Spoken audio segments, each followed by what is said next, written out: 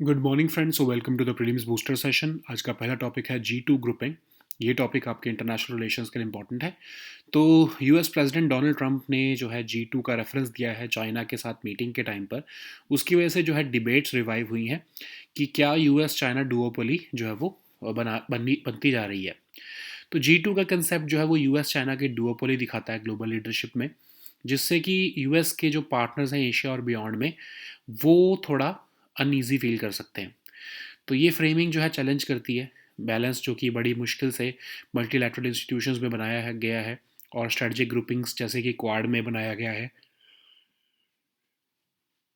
जो आइडिया था G2 का, 2005 में एक इकोनॉमिस्ट थे श्री सी फ्रेड बर्गस्टिन, उन्होंने जो है ये इंट्रोड्यूस किया था।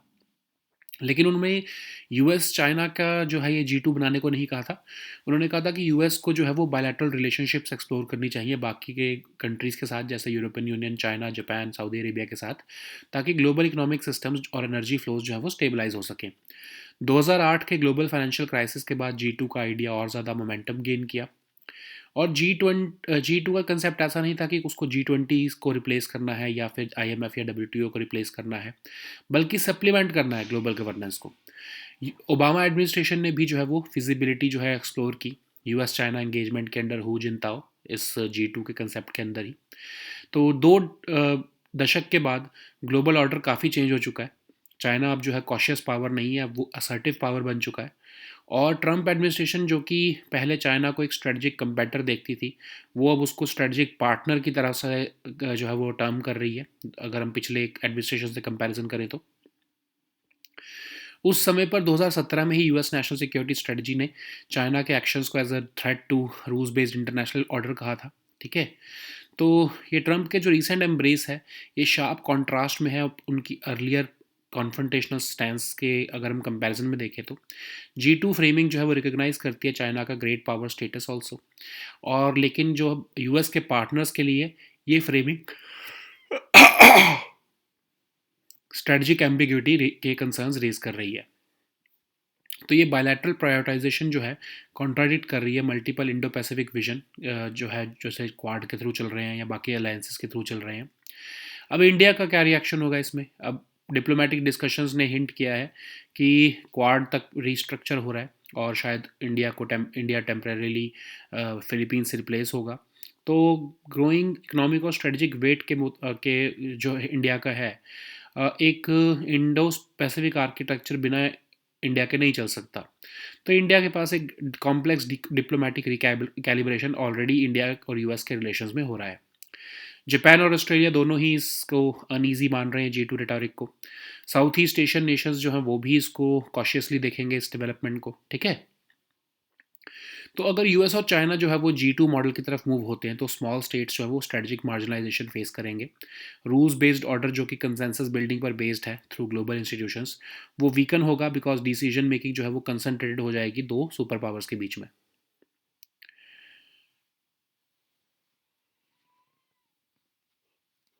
नेक्स्ट हम टॉपिक देखते हैं एआई गवर्नेंस गाइडलाइंस। टॉपिक आपके गवर्नेंस के लिए इंपॉर्टेंट है। मिनिस्ट्री ऑफ इलेक्ट्रॉनिक्स जो है उन्होंने India AI governance guidelines recently release की हैं, जो आउटलाइन करती हैं इंडिया के फ्रेमवर्क को for responsible AI use across sectors. तो ये एआई गवर्नेंस गाइडलाइंस क्लियर और कंसिस्टेंट फ्रेमवर्क देना चाहती हैं आर्टिफिशियल इंटेलिजेंस के रेगुलेशन के लिए इंडिया में। तो ये यूज़ फॉर एआई जो है इंक्लूसिव ग्रोथ और ग्लोबल कंपेटिवनेस के लिए जो है इसका गोल है। और ये डॉक्यूमेंट अलाइन कर रहा है इंडिया को इंटरनेशनल एफर्ट्स के साथ, जो कि आइडेंटिफाई करना चाहते हैं एआई के रिस्क को। ठीक है। तो ये जो है प्रोफेसर बालारमन रविंद्रन जो है आईआईटी मद्रास के, उन्होंने उनकी कमेटी ने ये रिकमेंडेशंस दिए हैं। कहा गया है कि पीपल सेंट्रिसिटी होनी चाहिए, फेयरनेस, अकाउंटेबिलिटी, ट्रांसपेरेंसी होनी चाहिए एआई सिस्टम्स में। मिनिस्ट्रीज़ को कनेक्ट किया जाएगा, रेगुलेटर, स्टैंडर्ड सेटिंग एजेंसीज़ को। और कहा गया है फ्रेमवर्क द्वारा कि एक्टिव पार्टिसिपेशन होनी चाहिए एजेंसीज़ की, जैसे आरबीआई, नीति आयोग या ब्यूरो ऑफ इंडियन स्टैंडर्ड्स की, ताकि industry specific AI practices national policy के साथ अलाइन हो। इंडिया का प्लान है कि इंफ्रास्ट्रक्चर के लिए भी एआई का यूज़ हो। ठीक है। ताकि स्टेट्स जो हैं वो एक्सपैंड कर सके डेटा एक्सेस, कंप्यूटिंग रिसोर्सेज और एआई के अडॉप्शन प्रमोट हो। लीगल अपडेट्स जो हैं कॉपीराइट और एआई जनरेटेड कंटेंट पर भी जो है गाइडलाइंस बनाने के लिए कही जा रही हैं। तो एआई सेफ्टी इंस्टीट्यूट जो है इंडिया एआई मिशन के अंडर वो गाइड करेगा सेफ्टी और कंप्लायंस के एफर्ट्स को। गवर्नमेंट जो है वो एक लाइट टच अप्रोच लेकर चलना चाहती है रेगुलेट करने के लिए एआई को। मोस्टली फोकस जो है वो डीप फेक्स को ही रेगुलेट करने पर रहेगा। गवर्नमेंट जो है वो स्विफ्टली एक्ट करेगी अगर अर्जेंट रेगुलेशन की ज़रूरत पड़ेगी तो, ठीक है। नेक्स्ट हम टॉपिक देखते हैं national social assistance programme. Topic social issues के लिए इंपॉर्टेंट है। नेशनल सोशल असिस्टेंस प्रोग्राम जो है उसने सपोर्ट दिया है सिटीजन्स इन नीड को। 1995 में इंट्रोड्यूस किया गया था as a centrally sponsored scheme, ताकि फाइनेंशियल सपोर्ट दिया जा सके इंडिविजुअल्स जो कि बिलो पॉवर्टी लाइन पर जी रहे हैं। और ये इम्प्लीमेंट किया जा रहा है मिनिस्ट्री ऑफ रूरल डेवलपमेंट द्वारा। और इसमें 5 सब स्कीम्स हैं। Indira Gandhi national old age pension scheme, जिसमें कि 60 टू 79 ईयर्स के इंडिविजुअल्स जिनको जो है वो पेंशन मिलती है बिलो पॉवर्टी लाइन अगर वो रह रहे हैं। Indira Gandhi national window pension scheme, जिसमें कि 40 टू 79 ईयर्स की जो विडोज़ हैं उनको जो पॉवर्टी लाइन से नीचे जी रही हैं उनको पेंशन मिलती है, असिस्टेंस मिलती है, फाइनेंशियल असिस्टेंस। फिर ऐसे ही Indira Gandhi national disability pension scheme है, नेशनल फैमिली बेनिफिट स्कीम है और अन्नपूर्णा स्कीम है जिसमें कि फूड ग्रेन्स दिए जाते हैं, ठीक है।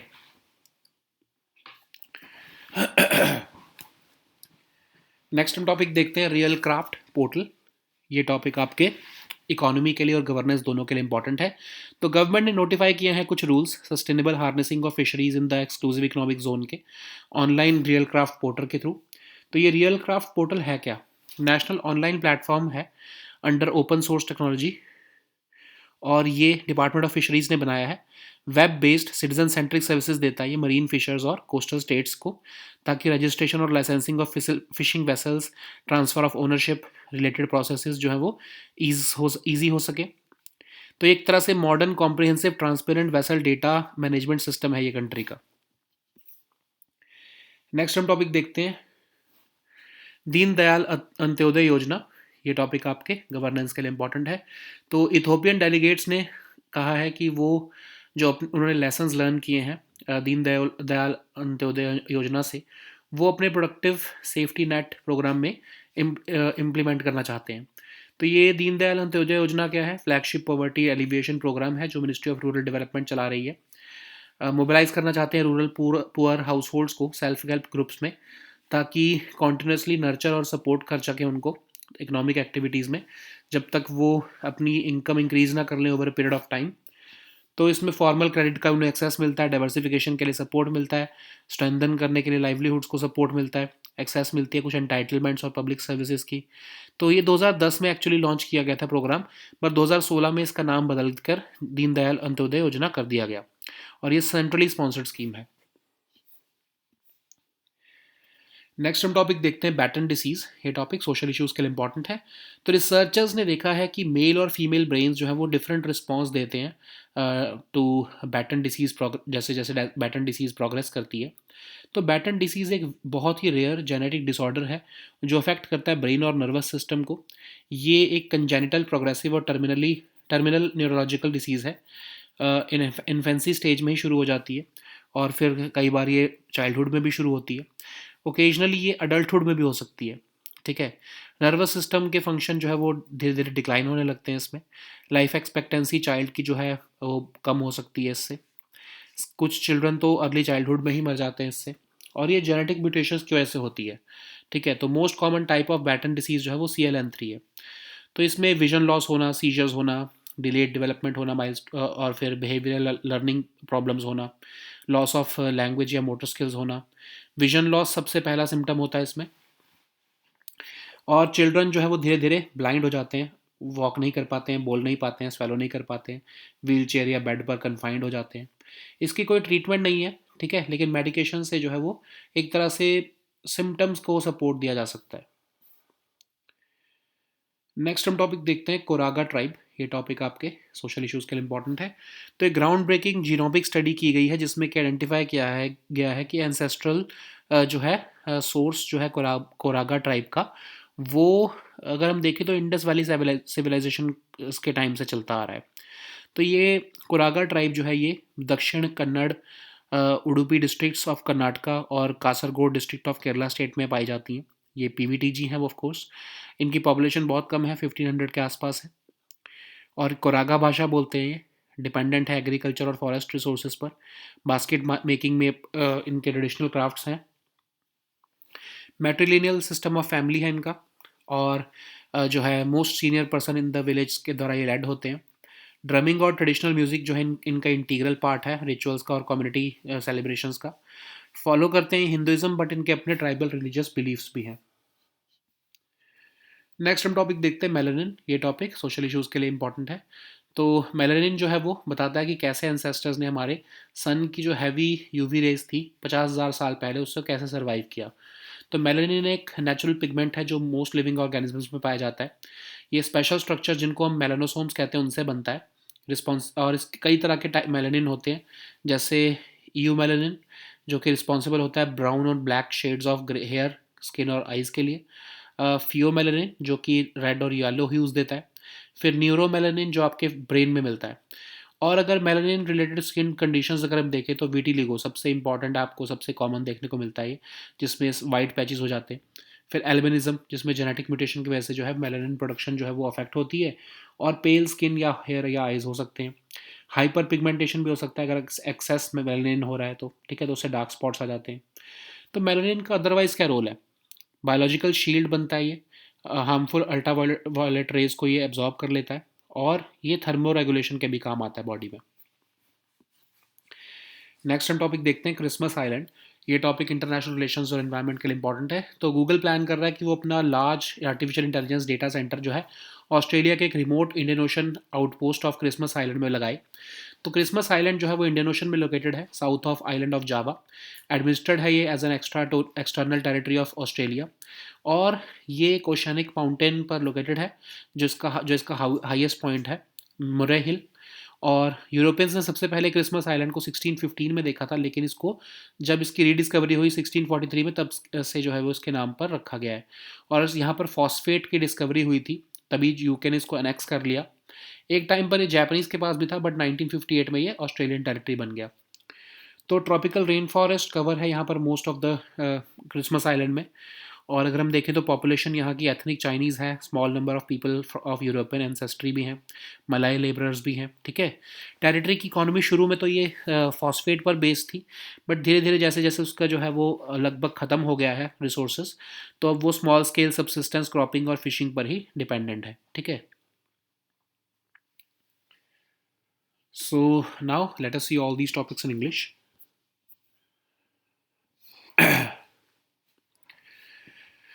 So the first topic is G2 grouping. This topic is important for your international relations. So US President Donald Trump's reference to G2 with China has revived debates about a potential US-China duopoly, raising concern amongst allies.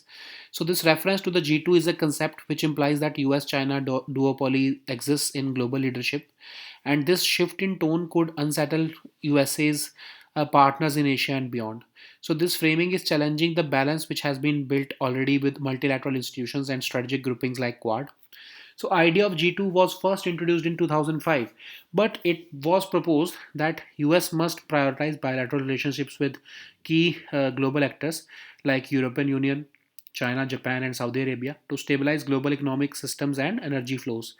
Following the 2008 global financial crisis, the G2 idea gained momentum, and this concept was not intended to replace the G20 or other institutions, but to only supplement and strengthen the global governance through pre coordination between the two biggest economies. So, prominent thinkers also supported this idea, and even the Obama administration explored its feasibility during the early years of US China engagement under Hu Jintao. But 2 decades later, global order has shifted dramatically. China is no longer the cautious power it used to be.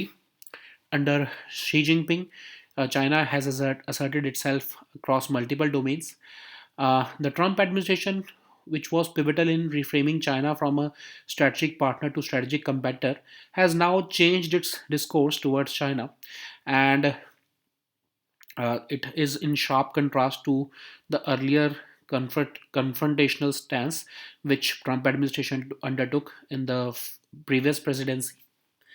So this G2 framing suggests that there is a recognition of China's great power status, and this is raising concerns about strategic ambiguity for many US partners, and it is contradicting the multilateral Indo-Pacific vision also. Okay, under the Quad and other alliances. So what it means for India? So India and US are already undergoing uh, a problematic phase in partnership or relationship. Japan and Australia both have expressed unease over the G2 rhetoric. Southeast Asian countries also are uh, worried about the development, and they are taking it very cautiously. So, if this model goes through, then smaller states could face strategic marginalization. The rules based order, which relies on consensus building through global institutions, may weaken because decision making would become concentrated between two superpowers. So, the next topic is AI governance guidelines. This topic is important for your governance section.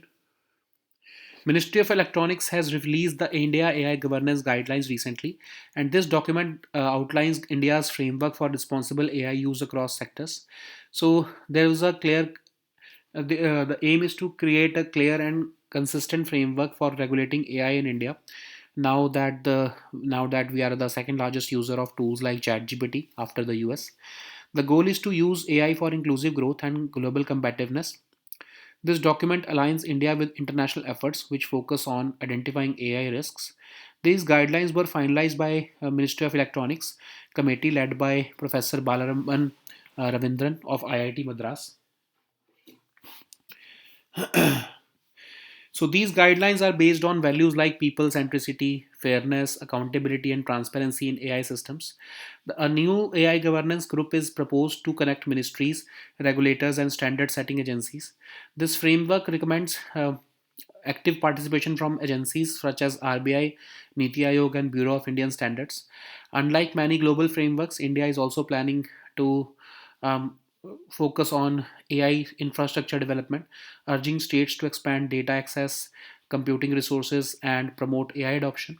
The guidelines also call for legal updates on copyright and AI generated content. Okay.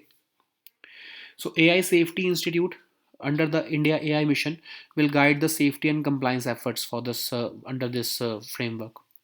So government is taking a cautious approach to regulate AI, except in the case of deepfakes. Okay, so government will act swiftly if urgent regulation is needed, even by enacting a strict law. So the next topic is National Social Assistance Program. This topic is important for your governance section. So National Social Assistance Program has been very essential in supporting citizens in need. So it was introduced in 1995 as a fully funded centrally sponsored scheme which extends financial support to individuals living below poverty line. So it is implemented under the Ministry of Rural Development. It comprises of five sub schemes like Indira Gandhi National Old Age Pension Scheme, Indira Gandhi National Widow Pension Scheme, the National Disability Pension Scheme, National Family Benefit Scheme, Annapurna Scheme, under which food grains are provided. Okay. So the next topic is Real Craft Portal. This topic is again important for your governance section. So government has notified rules for sustainable harnessing of fisheries in the exclusive economic zone through the online Real Craft Portal. So Real Craft Portal is developed as a national online platform under open source technology by the Department of Fisheries. It provides web-based citizen-centric services to marine fishers and coastal states for registration and licensing of fishing vessels, transferring of ownership, and related processes, thereby promoting ease of doing business. The aim is to develop a modern, comprehensive, and transparent vessel date management system in the country. So the next topic is Deen Dayal Antyodaya Yojana, National Rural Livelihoods Mission. This topic is important for your governance section. So Ethiopian delegates expressed their intention to apply the lessons learned and from the Deen Dayal Antyodaya Yojana to their productive safety net program. So this is a flagship poverty alleviation program which is being implemented by the Ministry of Rural Development. So it aims to mobilize rural poorer households into self-help groups and continuously nurture and support them to take economic activities till they attain an appreciable increase in income over a period of time. So it gives access to formal credit for them, support them for diversification, strengthen their livelihoods, and give them access to entitlements and public services. So this NRLM was actually launched in 2010, but in 2016 it was renamed to Deen Dayal Antyodaya Yojana, and it's a centrally sponsored scheme. So the next topic is Batten disease. This topic is important for your social issues. So researchers have recently found that male and female brains show different responses as the Batten disease progresses. So Batten disease is a very rare genetic disorder which affects the brain and nervous system. It is a congenital, progressive, and terminal neurological disease. The symptoms sometimes begin in infancy and sometimes later in childhood. Occasionally, it may start in adulthood. The nervous system function steadily declines under this disease, and the life expectancy of a child born with Betten's disease can vary. Some children die in early childhood, and it can be caused by genetic mutations in any form of more than a dozen known genes. The most common type of Betten disease is CLN3. Most common forms of disease causes vision loss, seizures, delayed developmental milestones, behavioral and learning problems, loss of language and motor skills. Vision loss is also often the first symptom. Eventually, children with Batten disease become blind, unable to walk, talk, or swallow, and confined to a wheelchair or bed. Currently, there is no treatment or to reverse the effects of Batten disease, but some medications can help improve the symptoms like seizure. Okay. So the next topic is Koraga tribe. This topic is important for your social issues. So a groundbreaking genomic study has identified a distinct ancestral source in the Koraga tribe that may date back to the Indus Valley civilization. So Koraga tribe is found mainly in the Dakshin Kannada, Udupi districts of Karnataka and Kasargod district of Kerala. It is a PVTG, and as per the 2011 census, their population is about 1500 people. They speak the Koraga Bhasha. They are dependent on agriculture and forest resources, but they are also known for their traditional crafts like basket making. Their community follows a matrilineal system of family, and they are led by the most senior person in the village. Drumming and traditional music are integral to their rituals and community celebrations. Koragas also follow Hinduism, but they have distinct tribal religious beliefs and practices also. So the next topic is melanin. This topic is important for your social issues. Melanin tells the tale of how our ancestors survived the sun's heavy UV rays 50,000 years back. So melanin is a natural pigment found in most living organisms. It is produced when within special structures called melanosomes.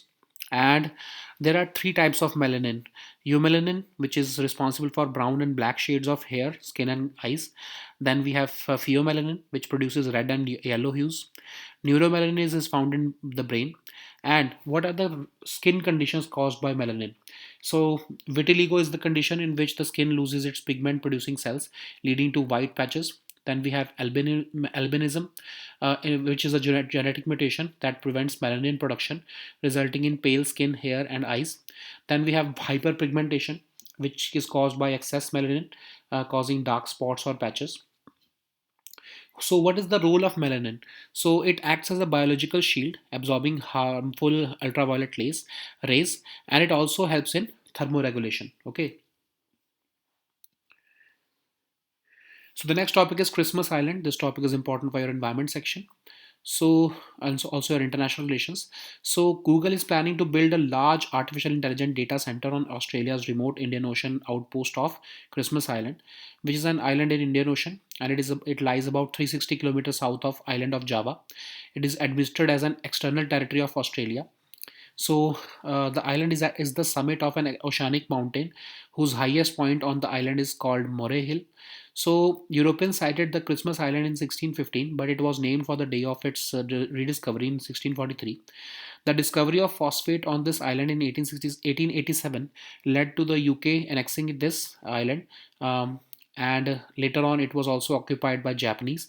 But in 1958, the island became an Australian territory. So tropical rainforests cover most of the Christmas Island. The population includes ethnic Chinese, a small number of people of European ancestry, and Malay laborers. And this territory economies was long based on entirely the mining and extraction of phosphate until it became nearly exhausted. Now, small scale subsistence cropping and fishing are practiced, but and most food is still imported. Okay. So these were our topics for today. We'll meet next time with new topics. Until then, goodbye and take care.